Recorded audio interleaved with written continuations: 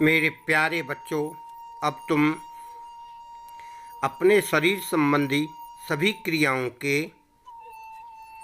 बारे में जानते हो। वह कैसे कार्य करती हैं।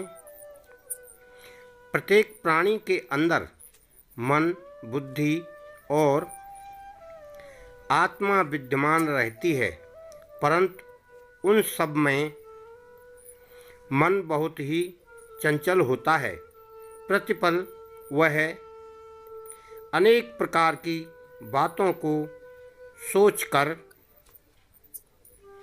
जिस जिस इंद्री के साथ उसका संयोग होता है उसमें विलीन होता है और उस इंद्री का सहयोग करता है। फिर चाहे वह काम अच्छा हो या बुरा हो, या उसकी शरीर की क्षमता उसे सहन कर पाए या ना कर पाए, और संसार में वह किसी को अच्छा लगे या बुरा लगे, मन को इन सब बातों से कुछ भी लेना देना नहीं है। मन एक स्वतंत्र हवा की तरह तेज गति से चलने वाली शरीर की क्रिया है, जिससे सारा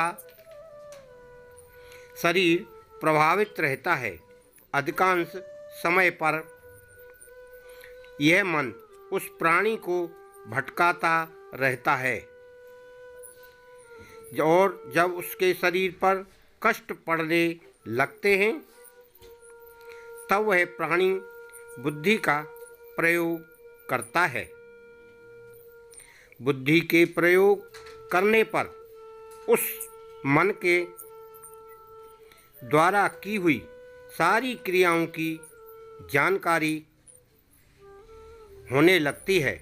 वह यह कार्य अच्छा है, बुरा है, या मुझे यह करना है या नहीं, इस प्रकार मन के ऊपर बुद्धि का असर रहता है और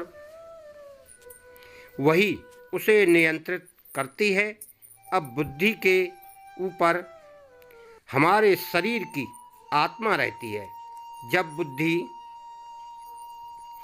सब कुछ जान लेती है तो वह धीरे धीरे आत्मा की ओर अग्रसर होने लगती है और आत्मा को प्राप्त करने के लिए वह नए नए क्रियायोग या प्रयोग करने लगती है, और उन कारणों से वह सफल भी होती है और असफल भी होती है।